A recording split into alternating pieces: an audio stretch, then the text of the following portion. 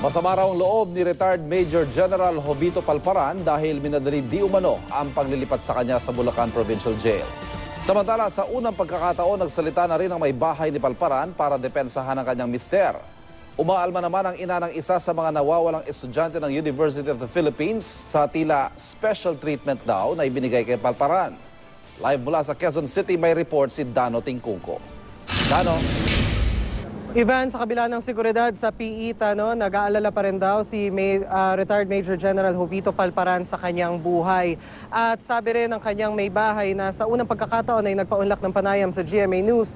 Banta rin sa buhay ang isa sa mga dahilan kung bakit siya nagtago ng mahigit 2 taon. Ano mapabilis yung kaso nila? 4 na oras lang daw ang tulog ni retired Major General Jovito Palparan sa unang gabi niya sa Bulacan Provincial Jail. Bukod sa nag-a-adjust pa, patuloy raw niyang iniintindi ang kanyang kaligtasan sa bilangguan. I'm not asking for comfort. I'm just praying that security will be continuously provided. Aminado ang retiradong general, masama ang kanyang loob sa naging desisyon ng korte. Paulit-ulit kasi niyang hiniling na manatili na lang siya sa kustodiya ng NBI dahil daw sa kabi-kabilang banta sa kanyang buhay. Pero tila hindi raw siya pinakinggan. Sa totoo, masama ang loob ko. Tingin ko talaga minamadali talaga ng judge. Siyempre, ang apprehension ko number 1 is security. May kaibahan talaga kasi doon sa NBI. Alam mo naman, quarters ng NBI yun, highly secured. Kumpara naman dito, kulungan talaga. There are almost 3,000 people na iba-ibang background. Gate pa ng kanyang abogado, may 4 na detainees na suspected NPA sa bilangguan. May isa ring high-profile detainee na gusto rin di umanong maghigante. Kahapon, dinala sa Bulacan Provincial Jail si Palparan matapos basahan ng sakdal sa kasong kidnapping at serious illegal detention dahil sa umano'y pagdukot sa 2 UP students na sina Sherlyn Cadapan at Karen Empeño noong 2006. Idinadawit din si Palparan sa mga insidente ng pagpatay, pagdukot at pagpapahirap sa mga militante nung nanunungkulan pa siya sa AFP.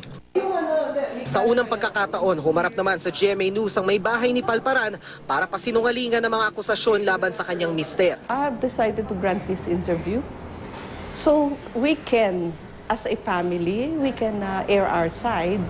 Tungkol sa husband ko, wrongly accused. Hindi siya. Batid daw nila ang kabi-kabilang banta sa buhay ng kanilang padre de pamilya, pero pilit daw silang nagpapakatatag. We are prepared for whatever things to come. So, siyempre, kasama yan sa mga nangyayari. I'm prepared for the worst. Worst, siyempre, alam mo na, death.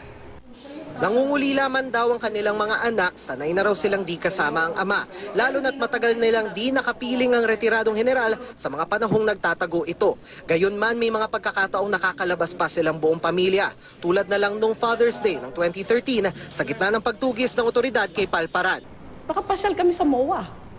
Except nga lang, hindi siya pwedeng exposed.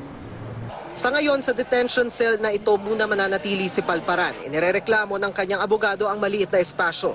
Pero sagot ng ina ng isa sa mga dinukot na estudyante, maliit man ang piitan, may sarili naman itong banyo. Nakahiwalay rin si Palparan sa ibang inmates. Nauna na rin tiniyak ng pamunuan ng bilangguan na kaya nilang tiyakin ang seguridad ng dating general. Nag-assure naman yung provincial Bulacan na makakaya nila.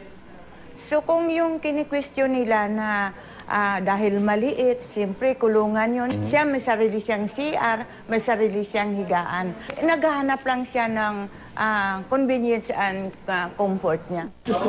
Kung ang abogado raw ni Palparan ang tatanungin, mas mainam kung ikukulong ang kanyang kliyente sa military facilities, bagay na tinututulan ng ilang grupo. Ivan, sabi pa sa atin nung may bahay ni retired Major General Jovito Palparan, sa ngayon daw ay wala munang ibang plano ang pamilya kundi hintayin na gumulong ang hustisya. Inaasahan naman daw nila na mapapawalang sala ang kanilang padre de pamilya laban sa mga akusasyon sa kanya na sa paniwala nila ay masamang propaganda lang daw laban doon sa kanyang naging matagumpay na counterinsurgency campaign nung nanunungkulan pa siya sa AFP. Ivan.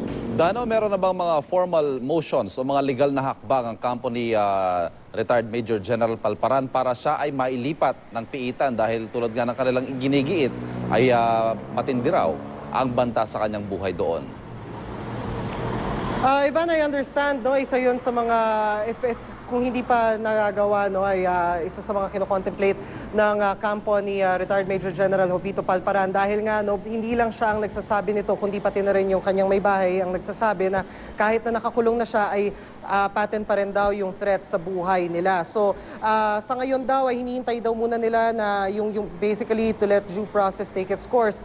Pero isa rin, I understand, isa yon sa kanila mga kinoconsider. Tinanong din natin yan sa may bahay ni retired Major General Jovito Palparan, no? At ang sabi niya ay nakadepende na raw yun, nirelegate na raw niya yun, inaasahan na raw niya na yung mga abogado nila ang gagawa ng anumang hakbang para masiguro na ligtas ang dating General. Ivan. Maraming salamat, Dano Tingkungko.